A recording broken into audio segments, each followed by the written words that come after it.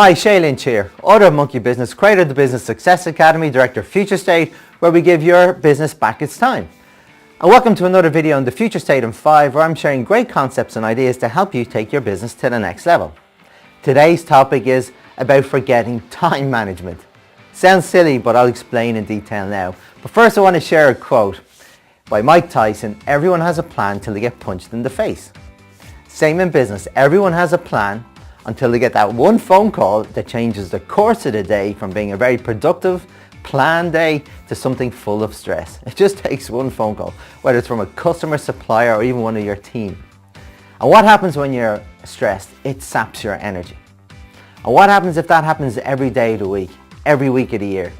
What happens to your health? You're on a very destructive path to health issues. Do you think that's good for you or your business? It's not. And that's why I want to focus on energy management before time. Energy, what's the point in having time if you've no energy to make use of it? And I want you to start thinking like a marathon runner. Balanced energy over prolonged times, not a sprinter, highs and lows. And I want to share a concept with you and an idea with you about how you can do that in 5 steps. But first, I want you just to explain, to get in the mindset of what I'm talking about. Last year I was writing a book, my book Monkey Business. Fantastic book, by the way. Brilliant. But anyway, I was writing it and I was very busy with clients. So I said to myself, I'll get up at 6 o'clock in the morning and spend 60 to 90 minutes working on my book and then go to my clients. When I got up at 6 o'clock in the morning, as fresh as I was, I could not get words to come out of my mouth or to write them on the keyboard. It would just not happen. Yes, I was getting a little bit, but it was so inefficient. It was such a struggle to get stuff from my brain onto the computer. It didn't work. But what I did notice, at 3 o'clock in the afternoon, if I had an hour spare, words would just flow. So while I was busy Monday, usually to Thursday with clients, I said, right, there's no point in me trying to do anything in the morning because it's a waste of time. It's not very productive or effective. I'm going to focus maybe Friday, Saturday and Sunday at 3 to 4 and focus on 3 good hours. And that 3 hours was a hell of a lot more effective than the 5 hours that I was doing Monday to Friday. And that's because my energy was more in tune with flowing words. Whatever that means, I have no idea, but that's the way the pattern of my energy in my brain was working. And the reason I'm telling you that story, because your brain changes energy patterns, your body changes energy patterns through the course of the day. And how do you take advantage of that?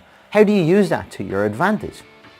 Well, let's talk about the 5-step process. Well, number 1 is break down your work categories or your work activities into a number of different categories, maybe 4 or 5, like for example, creative work, communicative work, logical work, or even physical. They're just some examples, okay? And then once you've decided on those categories, take some time now, it's not easy, but once you've decided on those categories, then define, like try to start being in tune about, well, when are you suited to do different types of activities during the day. So for example, for me, I also discovered that between 12 and maybe 2 or 3 o'clock in the afternoon was my best time to be communicative. So either I was talking to clients or having meetings, that was my best time because I could give it my all and I was very effective at it. So what are your most effective times for doing different types of blocks of work? Next step, prioritize your work schedule around it. Now, will you be able to do that 100% of the time? No, but think the 80-20 rule. Allow it to happen as best you can. Allow it to be planned as best you can. Because when you do that, you're taking control of your day. You're also taking control of your energy. And you're also giving it everything you can. And it was not always straightforward, but do it as best you can. Plan for the week. And then step 4, build in stress into that blocks. Allow one of those blocks to be the Murphy's Law effect of maybe 30 minutes where you know something's going to go wrong. The importance of that is, well, first of all, you've planned for something to go wrong. So you've made your schedule realistic. You've allowed time for the Murphy's Law effect. And if it doesn't happen, great, you've got an extra 30 minutes or so. But if it does happen, you've not stressed, you're prepared for stress, so you reduce your amount of stress down. And that's extremely important because it makes your plan realistic and you will still get it, so all the stuff that you've achieved when you're doing it. And the important point of that in as well, when you're doing activities, make sure that you're switched off from others. So if you're talking to people, don't have your email open. If you're writing, don't have your phone on. Block yourself and give it the focus. And the last step is then, how do I continually review and improve? You won't get it right in the beginning, but the key is to get it started.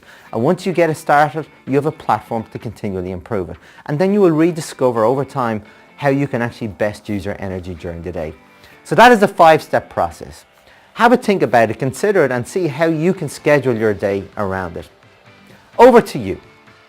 What can you do today to take control of your energy, more so than taking control of your time? See how you can block your work categories off and see when is the best time suited to do different types of blocks of works.